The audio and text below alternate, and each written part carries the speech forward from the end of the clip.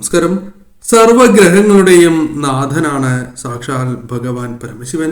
അതുകൊണ്ട് തന്നെ പരമശിവനെ ആരാധിച്ചാൽ തീരാത്ത ദുരിതങ്ങളില്ല എന്നാണ് വിശ്വാസം.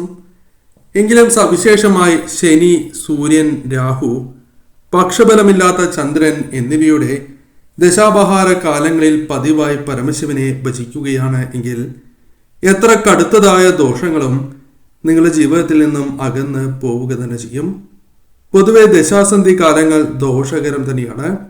അതിന് പരിഹാരമായി മൃത്യുഞ്ജയ ഹോമമാണ് ആചാര്യന്മാർ പരാമർശിച്ചിട്ടുള്ളത്. ആഭിചാര ദോഷങ്ങൾ, അപസ്മാരബാധ, ദുഷ്ടഗ്രഹബാധ മുതലായവയിൽ നിന്നും മുക്തി നേടുന്നതിന് അഘോരഹോമം നടത്തുന്നത് വിശേഷമാണ്. രുദ്രസൂക്ത പുഷ്പാഞ്ജലിയും ഇത്തരം ദോഷങ്ങൾക്ക് ഉത്തമം തന്നെയാകുന്നു, അഥവാ ഇത്തരം ദോഷശാന്തിക്ക് ഉത്തമമാണ്. തിങ്കളാഴ്ചകളിൽ ശിവക്ഷേത്ര ദർശനം നടത്തുന്നതും പ്രത്യേകിച്ചും മുപ്പട്ട തിങ്കൾ അത്യുത്തമം തന്നെയാകുന്നു. ശിവാനുഗ്രഹമുള്ള ഭവനങ്ങളെ പെട്ടെന്ന് തിരിച്ചറിയുവാൻ സാധിക്കുന്നു എന്നതാണ് വാസ്തവം. അതിൽ പ്രധാനം അവിടെ മാത്രം കേൾക്കുന്നതായ ചില ശബ്ദങ്ങളാണ്.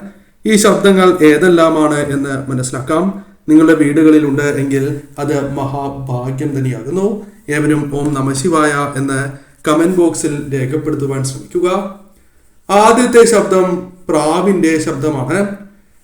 രാവിലെ തന്നെ ഇപ്രകാരം പ്രാവിന്റെ ശബ്ദം നിങ്ങൾ കേൾക്കുകയാണ് എങ്കിൽ അത് ഏറ്റവും വിശേഷമാണ്.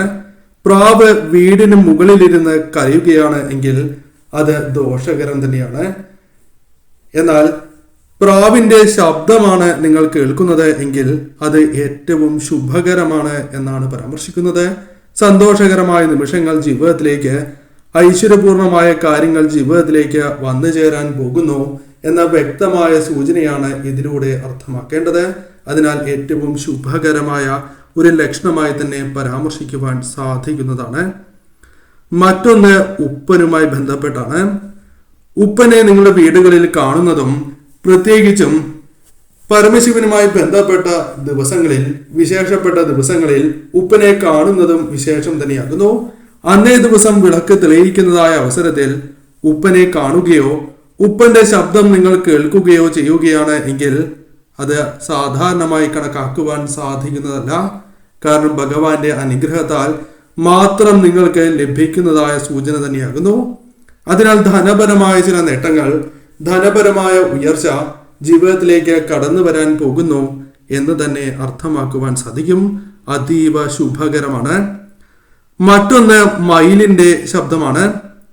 മയിലിനെ വീടുകളിൽ കാണുന്നത് പോലും ഏറ്റവും ശുഭകരമാണ് എന്നാണ് പരാമർശിക്കുന്നത്. കാരണം അപൂർവങ്ങളിൽ അപൂർവമായി മാത്രമേ വീടുകളിൽ, പല വീടുകളിലും മയിലിനെ കാണൂ. ഇപ്രകാരം കാണുകയാണ് എങ്കിൽ ശത്രുനാശം നിങ്ങളുടെ ജീവിതത്തിൽ സംഭവിക്കാൻ പോകുന്നു. ഏറ്റവും ശുഭകരമായ ഫലങ്ങൾ, ജീവിതത്തിൽ ഉയർച്ച, സൗഭാഗ്യങ്ങൾ നിങ്ങളെ തേടി എത്താൻ പോകുന്നു എന്ന് തന്നെ അർത്ഥമാക്കുവാൻ സാധിക്കും. അതിനാൽ ഏറ്റവും വിശേഷപ്പെട്ടതായ ഫലമായി തന്നെ പരാമർശിക്കുവാൻ സാധിക്കുന്നതാണ്. മയിലിന്റെ ശബ്ദം കേൾക്കുന്നത് പോലും അതീവ ശുഭകരമായി തന്നെ പരാമർശിക്കാം. മറ്റൊന്ന് കുരുവികളാണ്. കുരുവികളുടെ ശബ്ദം നിങ്ങളുടെ വീടുകളിൽ കേൾക്കുകയാണ് എങ്കിൽ അത് നിങ്ങളുടെ വീടുകളിൽ ഭാഗ്യം വർദ്ധിച്ചതിന്റെ, ഉയർച്ച വന്നു ചേരാൻ പോകുന്നതിന്റെ സൂചനയായി തന്നെ പരാമർശിക്കാം. സൗഭാഗ്യങ്ങളും ഐശ്വര്യങ്ങളും ആ വീടുകളിൽ നിറയാൻ പോകുന്നു എന്ന് തന്നെ അർത്ഥമാക്കുവാൻ സാധിക്കും. കൂടാതെ ആ വീടുകളിൽ വന്നു ചേർന്നിരിക്കുന്നതായ പല ദൗർഭാഗ്യങ്ങളെയും ഇല്ലാതാക്കുവാൻ സഹായകരമായ കാര്യങ്ങൾ സംഭവിക്കാൻ പോകുന്നു എന്നും അർത്ഥമാക്കുവാൻ സാധിക്കും. കൂടാതെ നിങ്ങളുടെ വീടുകളിൽ എപ്പോഴും ശാന്തത പ്രകടമാകുന്നതാണ്. ചില വീടുകളിൽ എപ്പോഴും കലഹങ്ങളായിരിക്കാം. എന്നാൽ നിങ്ങളുടെ വീടുകളിൽ മറിച്ച് ശാന്തതയാണ് ഉണ്ടാകുന്നത് എങ്കിൽ അത് ശുഭകരമായ കാര്യങ്ങളാകുന്നു. അനാവശ്യമായ ബഹളങ്ങൾ ഇല്ലാതിരിക്കുക. മറ്റുള്ളവർ ഈ കാര്യങ്ങൾ പ്രത്യേകിച്ചും ശ്രദ്ധിക്കുന്നുണ്ട് എങ്കിൽ പോലും അത്തരത്തിൽ ഒരു കാര്യവും നിങ്ങളുടെ ജീവിതത്തിൽ സംഭവിക്കാതിരിക്കുന്നു എങ്കിൽ അത് ശുഭകരമായ ലക്ഷണം തന്നെയാണ്. കൂടാതെ നിങ്ങളുടെ വീടുകളിൽ ഐക്യം നാൾക്കുനാൾ വർദ്ധിക്കുന്നതും ഭഗവാന്റെ അനുഗ്രഹത്താൽ കൂടിയാണ് എന്ന കാര്യം പ്രത്യേകം ഓർക്കേണ്ടതായിട്ടുണ്ട്. മറ്റുള്ളവർ പല രീതിയിലും നിങ്ങളെ തെറ്റിക്കാൻ നോക്കിയാലും ഒരിക്കലും നിങ്ങൾ അതിൽ വീഴാതിരിക്കുന്നതും ഭഗവാന്റെ അനുഗ്രഹത്താലാണ് എന്ന കാര്യം പ്രത്യേകം ഓർക്കേണ്ടതായിട്ടുണ്ട്. ബ്രാഹ്മമുഹൂർത്തത്തിൽ ഓം നാദം നിങ്ങൾ കേൾക്കുകയാണ് എങ്കിൽ, അത്തരത്തിലുള്ള കാര്യങ്ങൾ സ്വപ്നത്തിൽ നിങ്ങൾക്ക് ദൃശ്യമാവുകയാണ് എങ്കിൽ ഏറ്റവും ശുഭകരമാണ് എന്ന കാര്യവും ഓർക്കേണ്ടതായിട്ടുണ്ട്. ഈ ശബ്ദം കേൾക്കുന്നത് അതിശയിപ്പിക്കുന്നതായ ഒരു കാര്യം തന്നെയാണ്.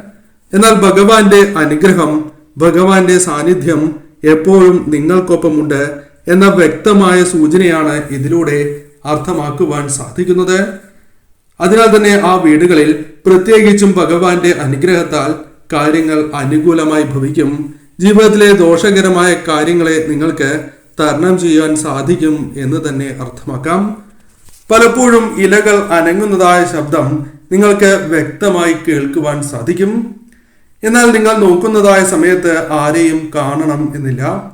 ഇപ്രകാരം നിങ്ങൾക്ക് പല ആവൃത്തി സംഭവിക്കുന്നുണ്ട് എങ്കിൽ അതും ഭഗവാന്റെ അനുഗ്രഹത്താലാണ് എന്ന കാര്യം പ്രത്യേകം ഓർക്കണം. ഇലകൾ അനങ്ങുന്നതായി നിങ്ങൾ കേൾക്കുകയാണ് എങ്കിൽ ഭഗവാന്റെ സാന്നിധ്യം ആ വീടുകളിൽ വർദ്ധിച്ചിരിക്കുന്നു എന്ന് തന്നെ അർത്ഥമാക്കാം. പ്രത്യേകിച്ചും വിളക്ക് തെളിയിക്കുന്നതായ സമയങ്ങളിലും ഭഗവാന്റെ വിശേഷപ്പെട്ടതായ ദിവസങ്ങളിലും ഈ ശബ്ദങ്ങൾ കേൾക്കുന്നത് ഏറ്റവും ശുഭകരം തന്നെയാകുന്നു. ആ വീടുകളിൽ സൗഭാഗ്യങ്ങൾ വന്നു ചേരാൻ പോകുന്നു എന്ന കാര്യം പ്രത്യേകം ഓർക്കണം. കൂടാതെ നിങ്ങളുടെ ജീവിതത്തിൽ ഏകാഗ്രത വർദ്ധിക്കുന്നു എന്ന സൂചനയും ഭഗവാൻ ഇതിലൂടെ അർത്ഥമാക്കുന്നുണ്ട്.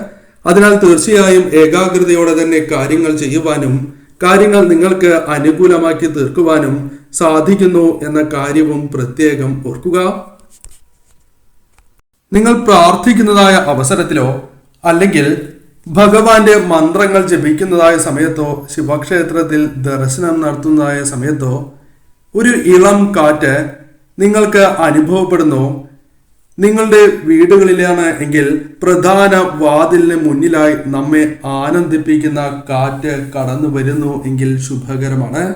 ക്ഷേത്രത്തിൽ ഭഗവാനെ പ്രാർത്ഥിക്കുന്നതായ അവസരത്തിൽ ഇളം കാറ്റ് നിങ്ങളെ തഴുകി പോകുന്നു എങ്കിൽ അത് ഏറ്റവും വിശേഷപ്പെട്ടതായ ഒരു സൂചന തന്നെയാകുന്നു. വീടുകളിലാണ് എങ്കിൽ മുൻപ് പരാമർശിച്ച പോലെ ആ കാറ്റ് നിങ്ങൾക്ക് വളരെയധികം ആഹ്ലാദം നൽകുന്നതാണ്.